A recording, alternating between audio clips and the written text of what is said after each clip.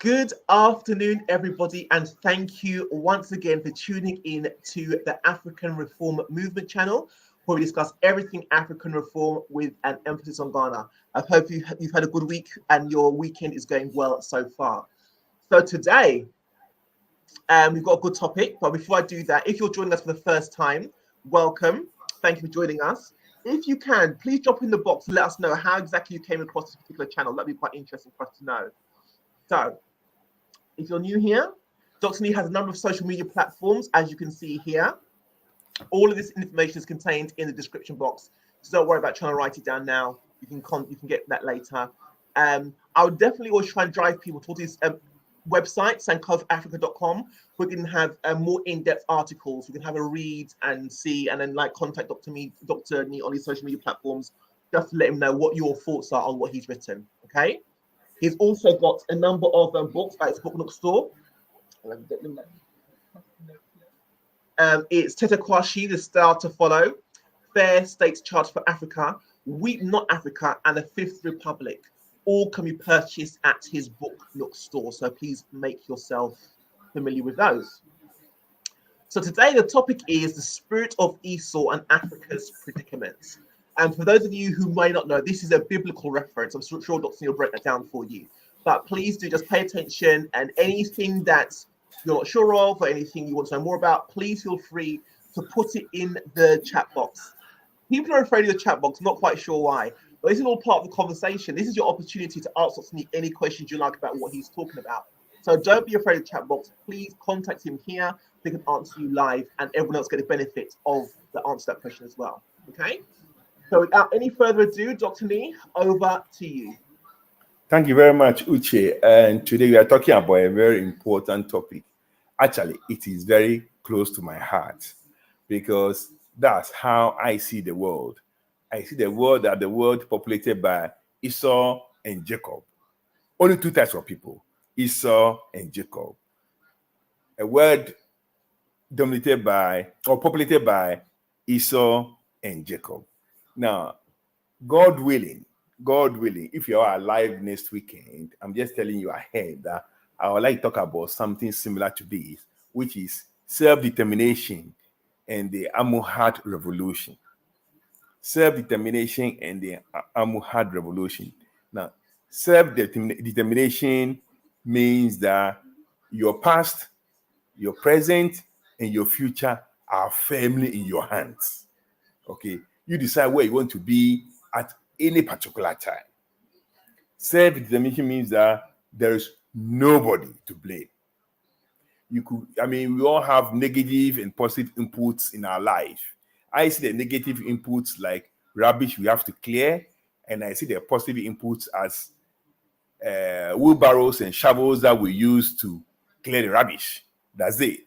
But self-determination is full responsibility for your past, your present, and your future. And Almohad Revolution, those of you who were with me in secondary school, you know that in September 1982, when we came to Form 4, with few friends of mine, I declared the Almohad Revolution then. That's 40 years ago. So we are celebrating 40 years of Almohad Revolution, and we'll know what it involves next week when we talk about it. So now let's jump onto the spirit of Esau. Now, like Uche said, Esau is a biblical, this story is from the Bible, biblical reference. Now, Esau was the grandson of Abraham. He was a son of Isaac. Isaac had two children, twins, Esau and Jacob. So why are we talking about the spirit of Esau? Because it's very important to Africa's predicament. Let's turn to first slide, please. Okay, next slide. The beginning, Genesis 25:23. And this is what happened. When Rebekah, their mother, the mother of Jacob and Esau, was pregnant, the two babies, according to her, were fighting in a womb. So she went to inquire of the Lord, and this is what she was told. Two nations are in your womb. Two peoples shall be separated from your body.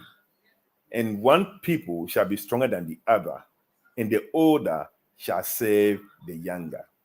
Now, at this very moment, when Rebecca went to inquire of the Lord why the two children or the two babies were fighting in the womb, she was told that, well, you got two different people in your womb, two different nations. Two different nations were in your womb. You're going to separate from you two different kinds of people. Two different kinds of people. And when you are different, when the cause is different, the effect will be different. Okay? When you have two different people, their outcomes will be different. And he said, one outcome, the outcome is that one will be stronger than the other. And the other outcome is that the older will serve the younger. So, in the mind of God, in this world, you're going to have two nations, two kinds of people. One stronger that will dominate, and one weaker that will be dominated. Now, the choice whether you want to be the stronger to dominate or the weaker one to be dominated is entirely yours. It's part of self-determination. That's how I see the world. Everybody has the capacity to be free.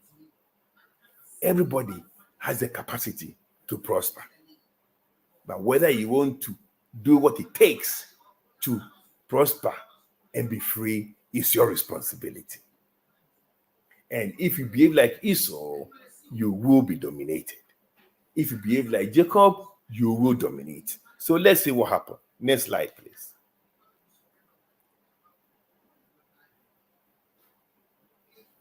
Esau sells his birthright.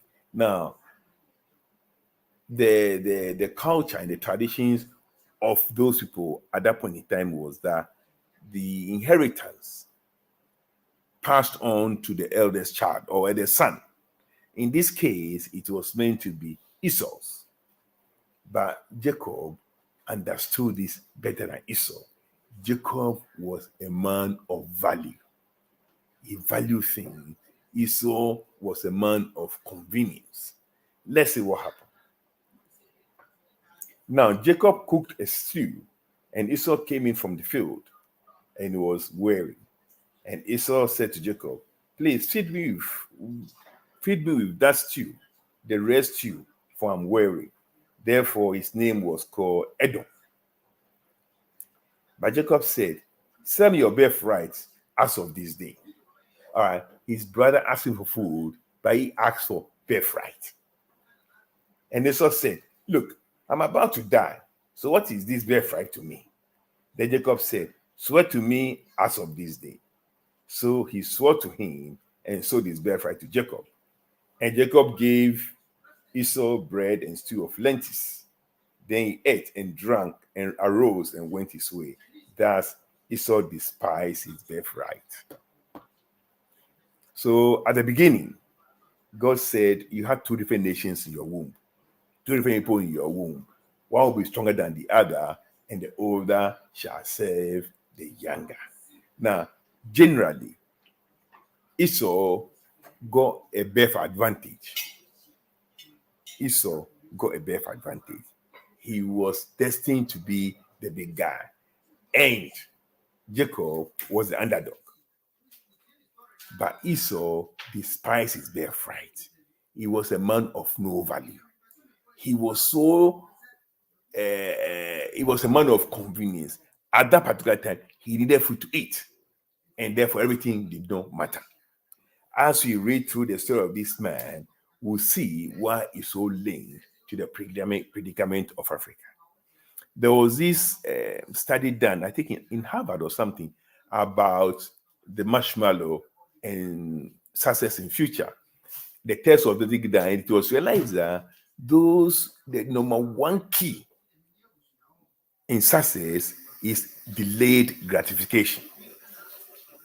The children who were able to delay the gratification in terms of eating the marshmallow, when they were follow up in future, they were more prosperous than those who could not wait, who ate their food immediately.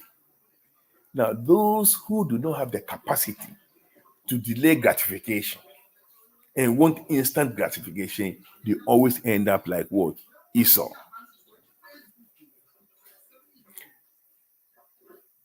We are going through a very terrible time in the world today. There are those who spend whatever comes into their hand. And now that the world is going through crisis, they are now in trouble. And there are those who always put some aside because they always negotiate better for the future. The spirit of Esau is very much alive. But let's see what happened. He sold his birthright. Next slide, please.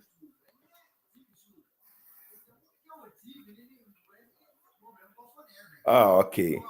Isaac blesses Jacob. So what happened was that, as was the tradition, Isaac was going to die. At that point in time, he had become blind. And he called his first son Esau and said, look, can you please go and make me some nice meal? And, when you bring the meal, after I've eaten the meal, I'll bless you and I'm sure I'll die. But whilst he was talking to Esau, Rebekah, Isaac's wife and the mother of Jacob and Esau, overheard him. But Rebekah liked Jacob more than Esau. And the father liked Esau more than Jacob. So immediately, she called Jacob and said, look, this is what's going to happen. Your father is going to bless your brother. He's going to bless your brother. This is what your father wants your brother to do for him. So quickly go and do it. Long story short, Jacob was able to impersonate his brother and he got a blessing. Now, just after he's been blessed, when he was trying to impersonate his brother, Isaac knew that this something fishy. He wasn't 100% sure that he was really dealing with Jacob, but Jacob persists that he was Esau. At the end of the day, Isaac blessed him. Let's see the blessings of Isaac onto Jacob. I'll just show you a portion of it.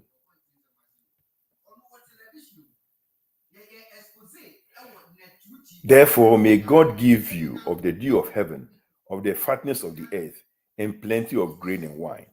Let people serve you, and nations bow down to you.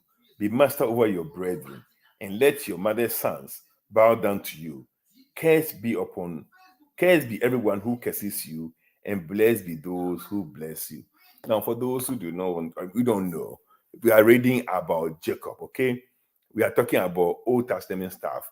Jacob was not a Christian. He wasn't even a Jew, okay? He was a grandson of Abraham. He was a Hebrew. He wasn't a Christian. So we are talking about Christianity. We are talking of history, about evolution of nations at that point in time, all right? We are talking about human nature. We are talking about things that if you do, you end up well. And things if you do, you will not end up well, all right? One is such that if you despise what has been given to you, your heritage, your inheritance, your natural resources, your everything that has been given to you, if you despise it, you'll be like Esau.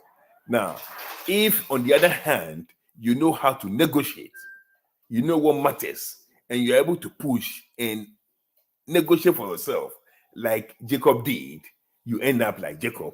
And when you end up Jacob, people serve you. Okay? When you end up like Jacob, people serve. That's the blessing of Jacob. And it wasn't meant for that man alone, because God said that there are two nations in you. There are two kinds of people in you. Any person who behaves like Jacob gets the blessing of Jacob. Every nation that behaves like Jacob gets the blessings of Jacob. Okay? It wasn't meant for that particular person. It was meant for posterity. If you want to have the blessings where people serve you, where nations bow to you, where you are master of everybody, then you got to know how to negotiate.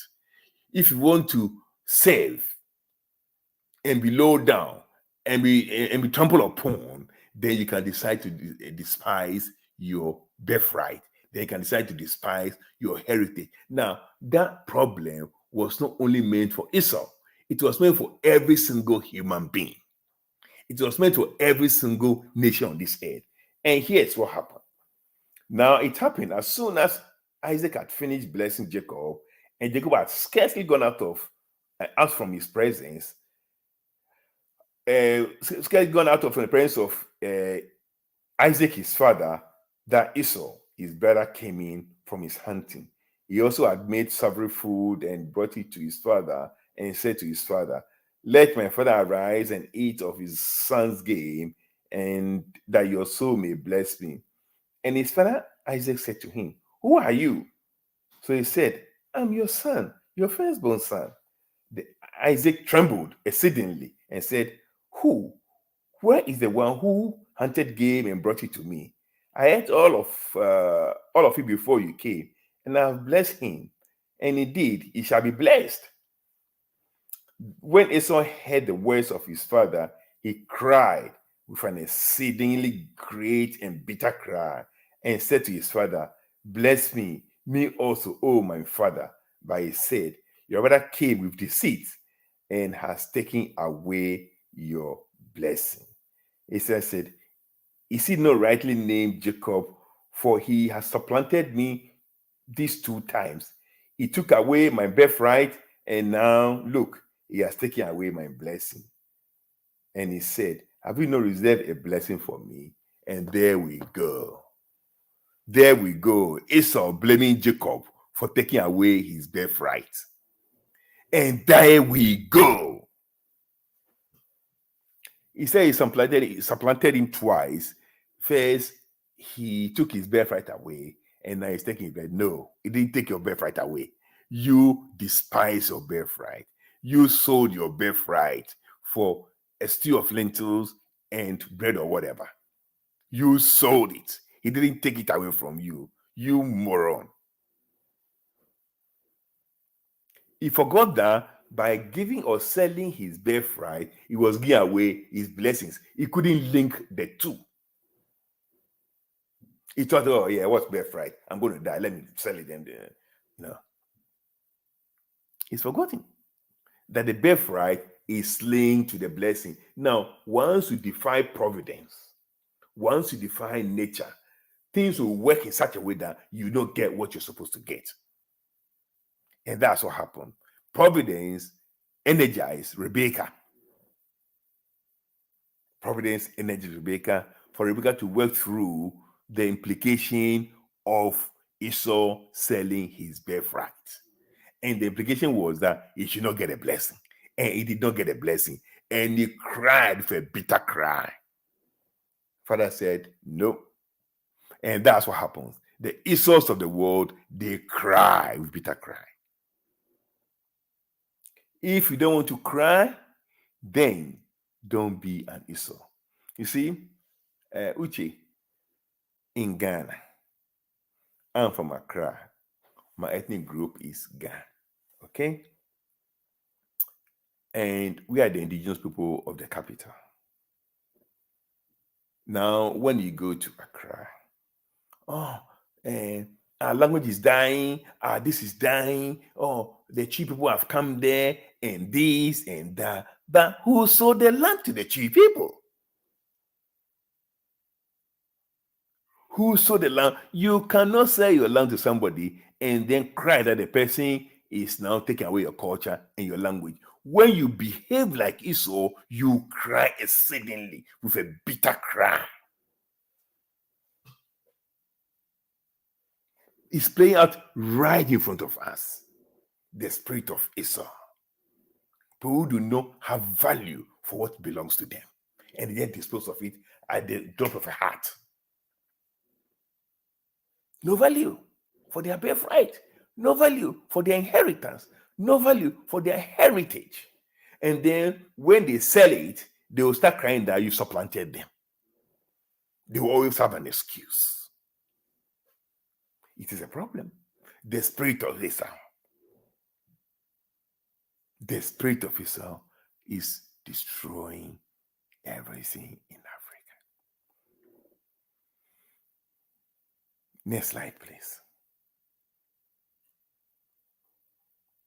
Africa and Europe. Let me limit myself to Ghana.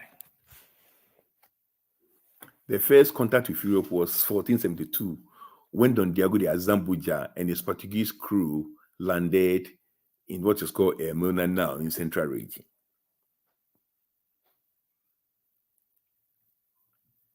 (1472). They were doing, they were looking for route to India, and they were looking for place where they would store their goods from Europe and spices from India and whatever. Anyway, they stopped there. Let's make a long story very short. What happened eventually was the Americas, North America and the Caribbean and these places were found by the Europeans. Later on, they opened plantations and stuff there, and they needed labor to go and work on those plantations. Where did they come to? They came to Africa. They came to West Africa. Now, when they came to West Africa, what happened there?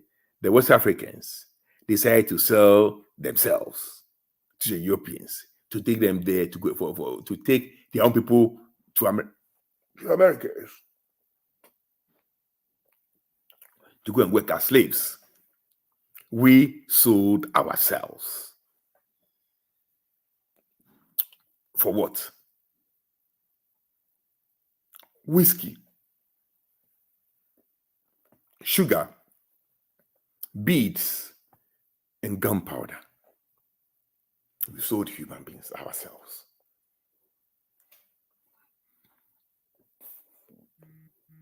To strangers. We sold ourselves to strangers, and they took our people over there, and they maltreated them, and they did whatever they wanted to do to them, but we sold them. We despise our own. We despise our own. Then what happened? As a result, we became servants. We became servants through colonization. But that's what happens. That is what happens. And because we have not learned that this world is made up of two people, the Esau's on one hand and the Jacobs on the other hand. We have the strong ones and the weak ones. And the reason why one person becomes weak or strong is the attitude. Attitude to what you have been blessed with.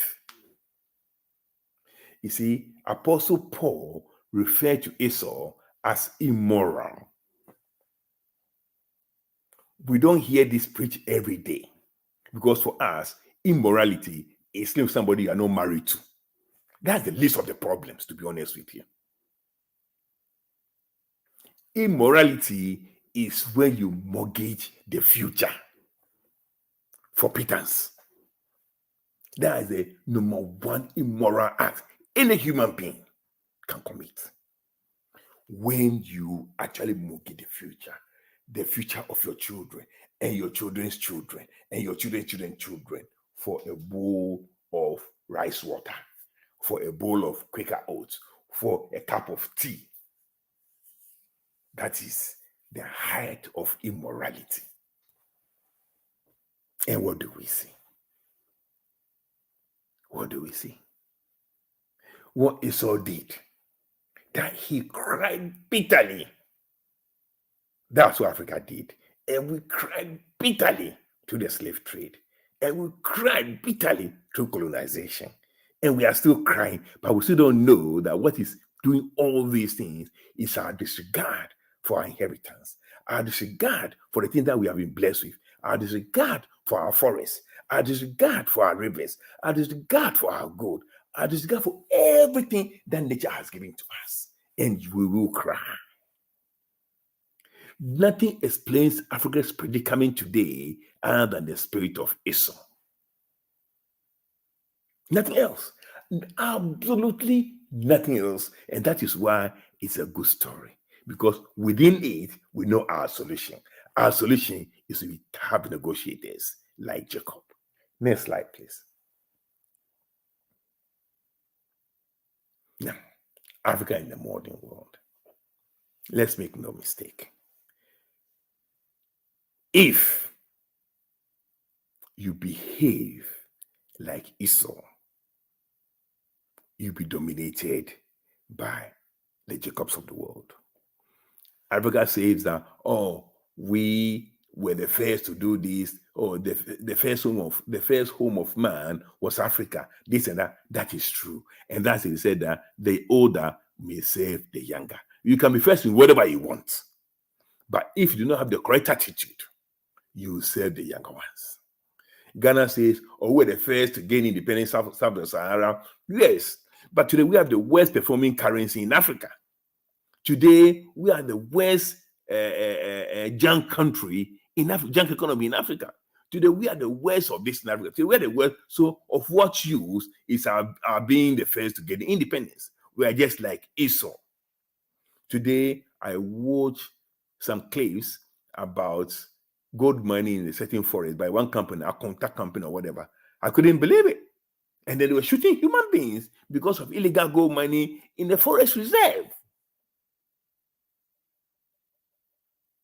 We are not thinking about anything about the future. You see, the spirit of Esau is so much embedded in us that we don't even know. Let me tell you something. Last year, July, they presented what they call the intergenerational report in Australia, how Australia will look like in 40 years' time by 2060.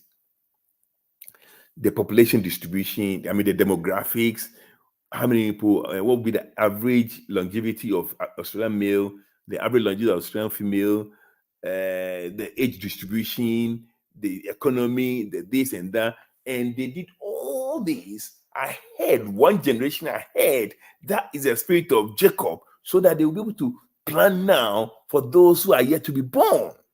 They're going to plan their migration policies based on the age distribution. Now they realize that because of advance in medical health, people are not going to die early. Lifespans have been extended.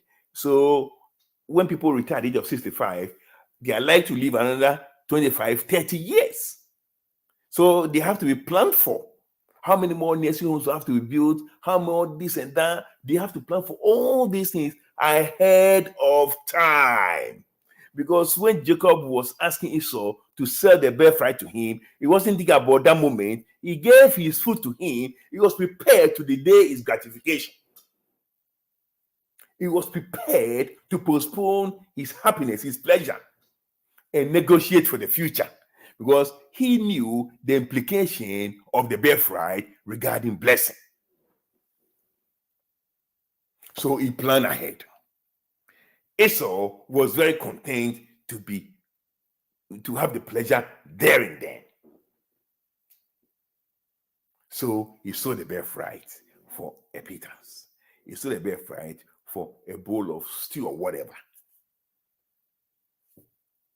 That's the problem. We don't plan for anything. How long have we been independent? 65 years. There's not one single intergenerational report about how Ghana will look like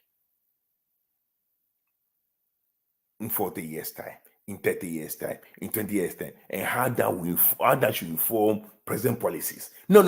We don't think like that. And no African country thinks like that. We can't even predict what will happen next month. In Australia, whenever a new government comes into power and they release their first budget, they have what they call forward estimates. So the budget is not just for the financial year, but it's also the foundation for subsequent years. And they measure how well they've done against what they said at the beginning. They call it forward estimates. In Ghana, we have no clue. The spirit of Esau doesn't think beyond tomorrow. And that's why we are where we are. Look at the Galamsey, the Chinese to have come. The Europeans came at some point in time. They took whatever they wanted to take because we gave it to them free or whatever rate you exchange them with, alcohol and whatever. The Chinese who have come and they are giving a sex for gold. And I understand there's this girl, the Aisha, who has tapes of ministers and senior public officers who she had sex with, or her prostitute have had sex with, and that's why nobody could touch her in Ghana. Because when she released those tapes, there will be a disaster. That's what we are doing. Sex for gold. Because we still don't link our behavior now to the consequences in the future. Go and see how our rivers have been destroyed. Now they've gone into the forest. They are destroying the forest. Nobody's thinking about the future. And that is the spirit of Esau. Now, let me say it again. Nothing explains Africa's predicament as we see it right now more than the spirit of Esau. Ciao, Manyaba.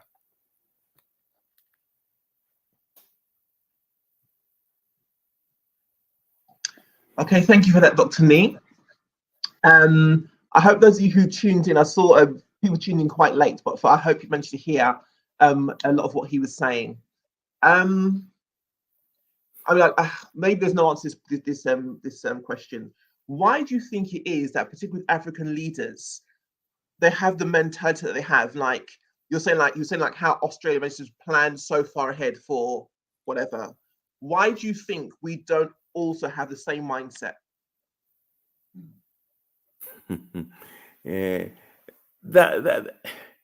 That's a hard one, but I think don't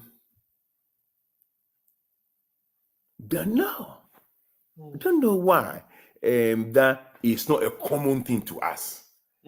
My feeling is that probably Europe wasn't much different maybe 1,000 years ago. Maybe one leader came and decided that no, this is not the way to do things.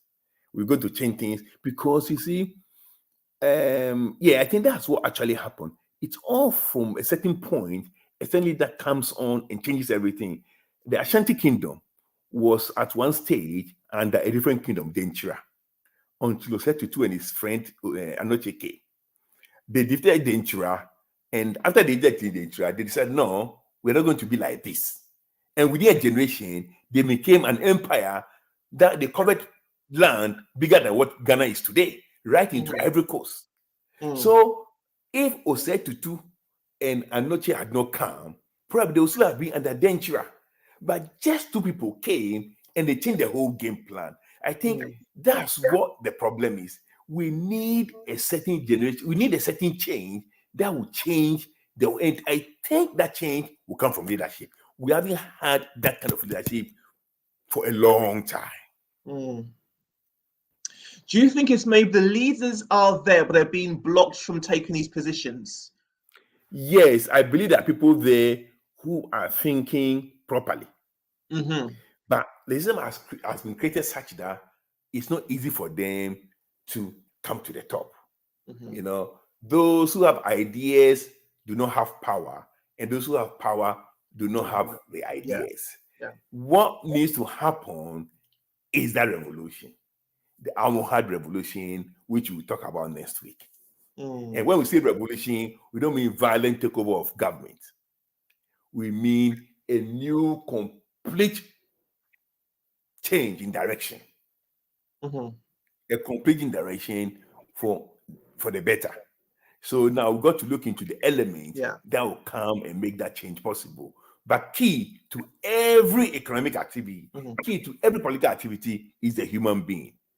So once you have, I mean, like David said, when the righteous rule, the people rejoice. When evil people rule, the people mourn. So it still comes back to the same point of leadership. We haven't had the correct leadership for a long, long time. When we had strong leadership, like in the times of Mansa Musa, he was the state. Everything in Mali was his. I could carry the whole gold to somebody's country, and we clap for him because that's the mindset. When they were building St. Bartholomew in London, he was carrying slaves and things to Mali, to what do you call that place, to Mecca. So we got a problem. And the problem has been there for a long time. Mansa Musa was there in the 1300s. So 700 years ago, we still have the problem of leadership that cares about the people and that cares about the future. If you care about the future, you don't go from Mali, a desert, and go and sprinkle it in Egypt. You might be crazy to do that.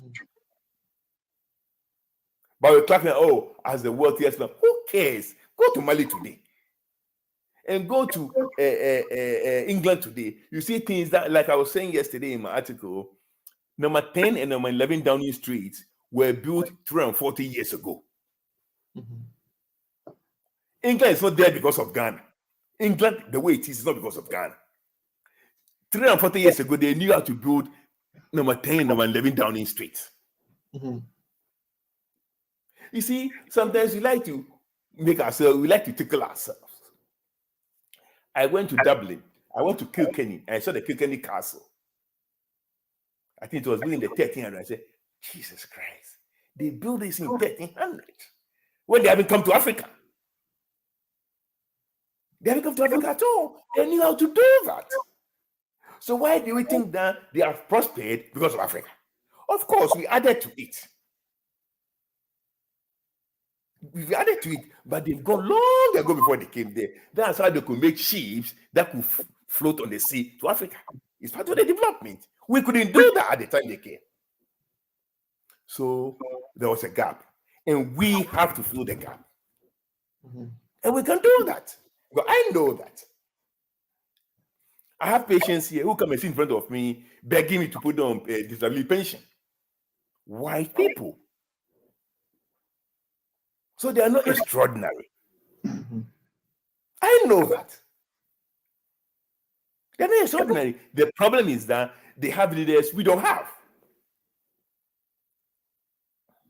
And until we change, like they say, the head in biology, the head is the leading end of the body.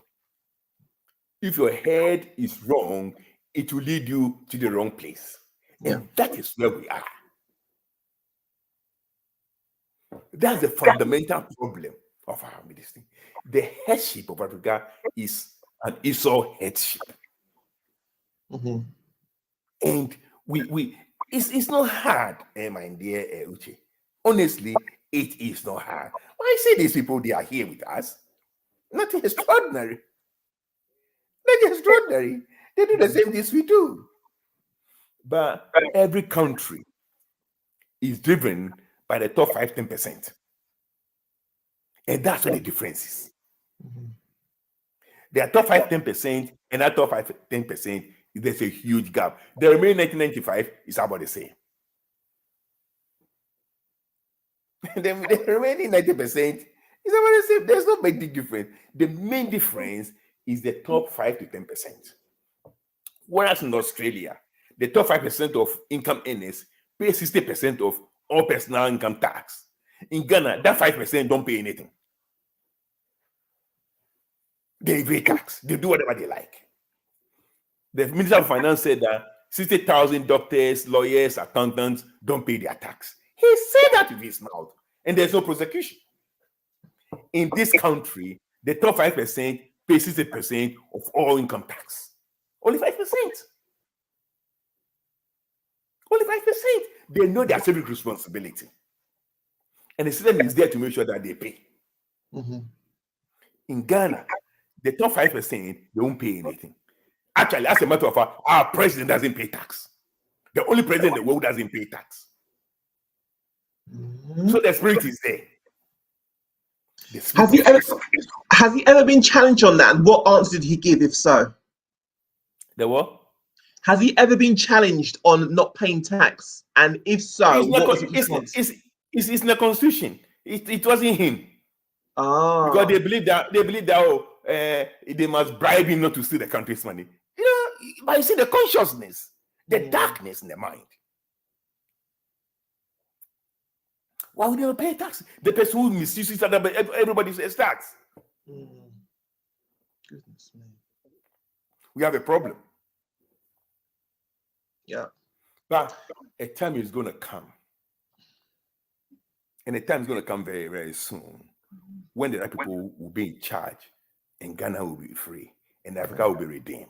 Amen. Amen. That's what we had sort of conversation about it the other day, but for me, it's all about the leadership of the country. It's not the people per se; they're just following as they have to. But it is the leadership that makes that.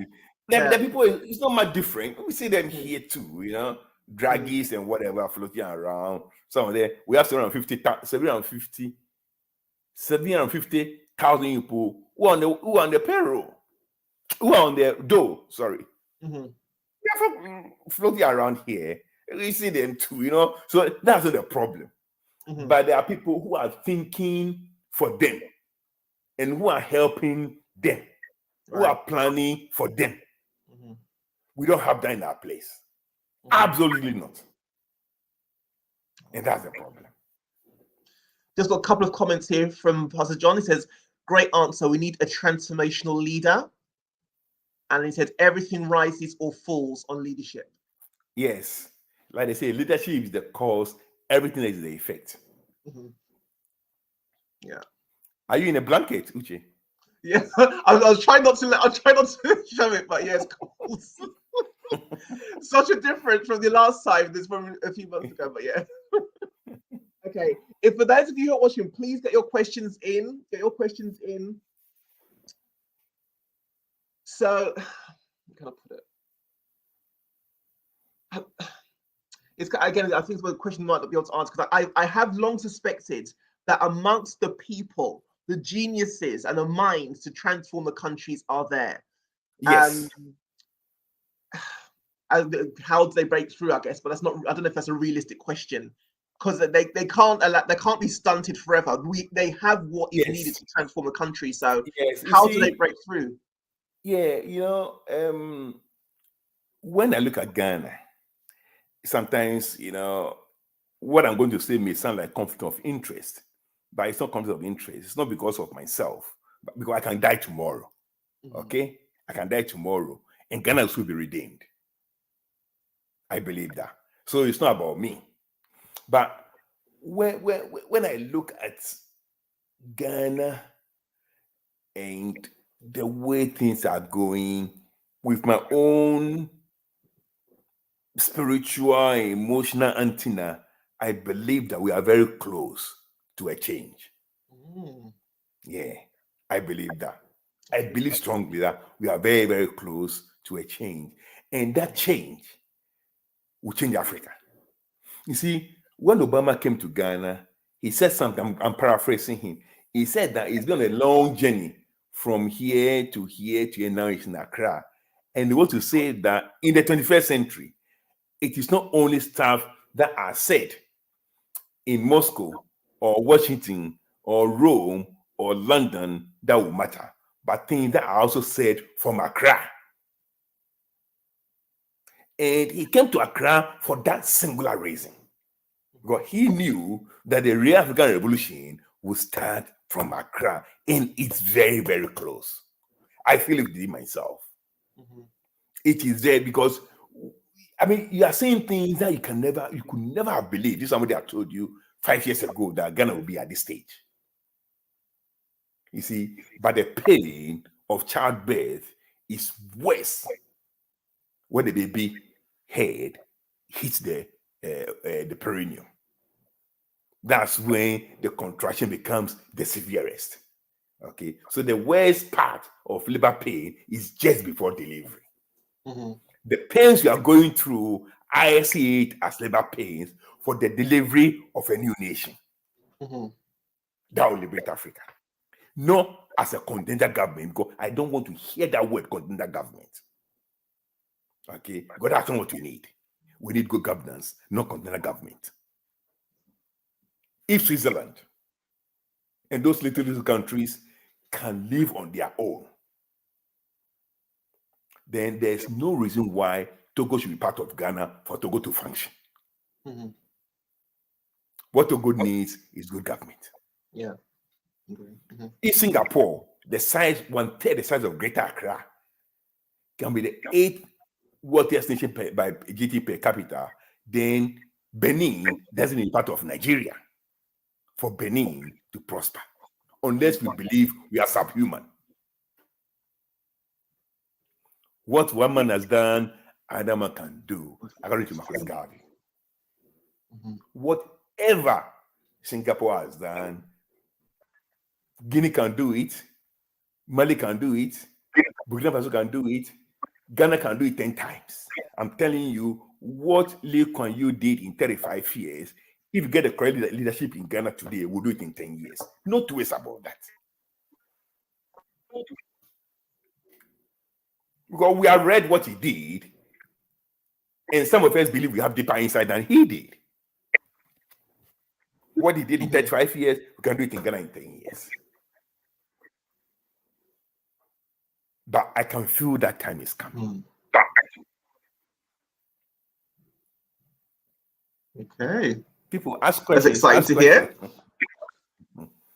Yeah, I don't know where people are with the questions. No one's asking anything. Come on, guys, you're watching. You must have, something must be going on your mind. Like I say, don't worry about your question, sounding silly. I'm guarantee you somebody else is thinking about asking the same thing. Just get your questions in, please.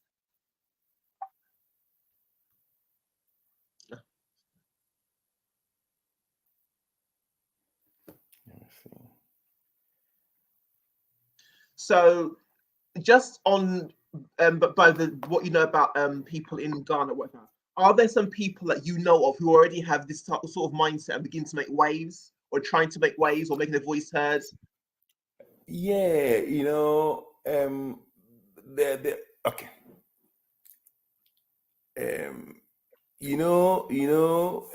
When they brought Peter and the rest to the Sahindrin with Gamaliel, there were always people agitating. Then Gamaliel started calling people who came before Jesus. They said this, they said that. He said, where are they?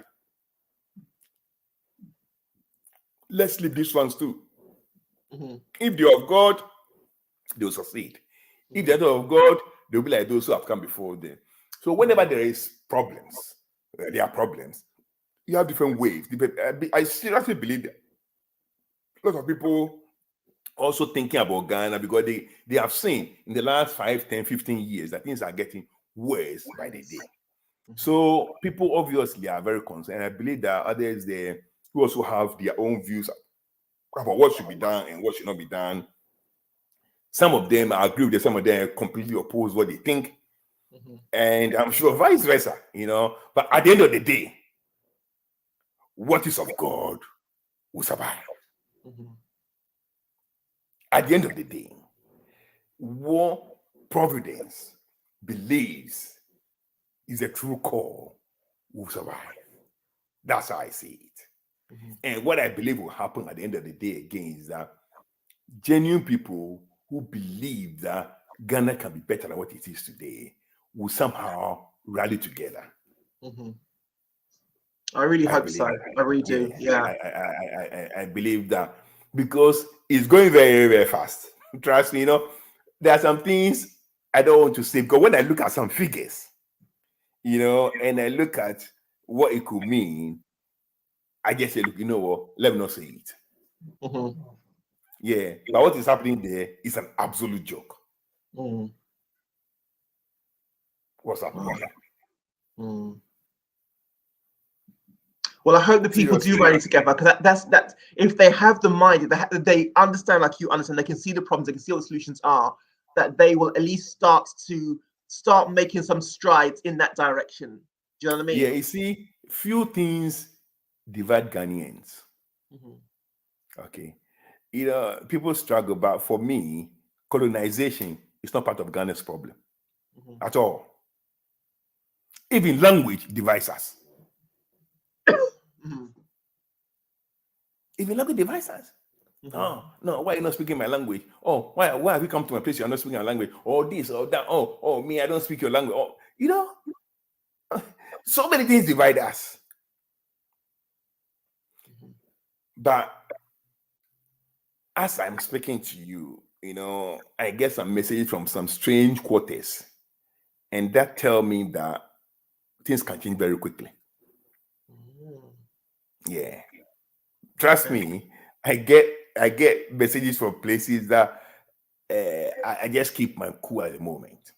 Okay, interesting. Yeah, and those messages tell me that things can change very, very quickly. And when things change, we'll see what will happen. You sitting down there will leave London and come to Accra. Whatever you are doing in that London, because yeah, you see, you've shown a level of dedication that only a true patriot will. Mhm. And you see, you have been raised in a culture where corruption is the exception, not the norm. Mhm. In Ghana, corruption is the norm, not the exception. So we need more of you people. And I'm dead serious about that. Mhm. Yeah, the system has destroyed a lot of people in Ghana. Now they don't even know what is right from what is wrong. Mhm. Because survivor, the convenience of Esau has taken over everything. Mhm. Things people would hesitate to do 10 years, 15 years ago, they do them freely now because Mhm. everything has broken down. Mhm. We need people who are above that system. Well, from what I can see, if I'm seeing it correctly, there tends to be an increasing but very steady flow of people going to Ghana, people born here, but they've had their connections to Ghana all along. But now they're recognized they want to go over to Ghana, live in Ghana, and make a difference in Ghana with the knowledge that they have gleaned from here to try and make inroads over there. That's what I'm saying. Yeah, like Jeremiah said, I think it's Jeremiah 31, 16 or 17, when he's saying that my children will come back from the land of the enemy. Mm-hmm. There is hope for the future. Mm-hmm. In fact, that's where I took my Weep No Africa from. Weep no more. Yeah, Okay. weep no more. Let no tears run in your eyes, something. But my children will come back from the land of the enemy. There's hope for your future. Now, even God, in trying to rebuild Jerusalem, was relying on the diaspora. Mm-hmm. He was saying that his children will come back from the land. There's hope in the future. And the hope is because the children will come from the land of the enemy. Mm-hmm. And I'm saying that there is hope for Ghana. Yeah, There's I hope think for so. Africa because the children will come back from the land of the enemy. Mm-hmm. And they're coming back with knowledge, they're coming back with wisdom, they're coming back with wealth. 100%. I agree. I totally agree. So that's going to happen. And that's why the diaspora, you have to understand that in my 25 ministries, there's one for diaspora. Mm-hmm. Okay. There is 1 minister for diaspora because the diaspora is going to be the external arm of our economy. Just like the colonies were the external arm of the economy of Britain.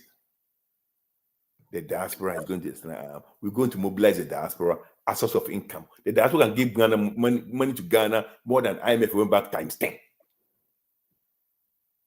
But we don't have leaders who think. I'm sorry. Mm. Okay. Well, it is good news that I mean, like I agree with what you're saying. It makes sense. I definitely can see bit by bit, even with all of the gloom and doom that's happening around the economy and so on and so forth, there are still people making their way back. People with knowledge, you know what I mean? People with finances who can really make a massive shift in the country. I mean, I wrote an article. I think I wrote an article maybe 2007, 2008 about Nehemiah. The Nehemiah revolution, very interesting thing. Anybody who get a chance to read the book of Nehemiah, he was a cup holder in the court of the king of Medo-Persia. Mm-hmm. And whenever he went to Jerusalem, he would wake up in the night, roam about Jerusalem and see the broken walls and he would weep. Then he said, "Look, I'm going back to rebuild the walls of Jerusalem." So he went to the king, the cup holder in the court of the king. He went there and went and asked permission from the king and asked the king to give A, B, C, D. I'm telling you that when I'm leaving Australia, I'll go and see our prime minister. I said, "Mr. King, long live the king. Your servant is going back home. And I want A, B, C, D to go and start the rebuilding of my country. Thank you very much." And you grant them unto me because I have served them. Amen. Amen. So things will happen. Yes. Yeah. Amen. That's exciting. That's exciting, but it's practical as well. It's not just airy fairy excitement. It's practical. I can see it. Yeah. I can see it. I see it every day. Mm-hmm. I can see it. Well, Dr. Nee, no one's come forward any questions, which is a bit disappointing, but never mind. No one's come forward any questions. Hopefully, they're just like sitting there absorbing, listening. So maybe that's what they're doing. Yeah. But thank you to everyone who's joined. Thank you, Sophia. We see you. Thank you for joining us as always. Thank you, Pastor John, for your statements. And we'll be back again next week, same channel, Okay. the Doctor and myself with a different topic. So please let people know, share this video, share his other videos. We're going to talk about self-determination and the Amuhad revolution. If nothing drastic doesn't happen in the week to change the plan. Yeah. Right. Okay. So that should be another meaty conversation. So thank you, Doctor, as always, for giving your time. And thank you for joining us. Have a great weekend. Take care. Bye-bye. Bye.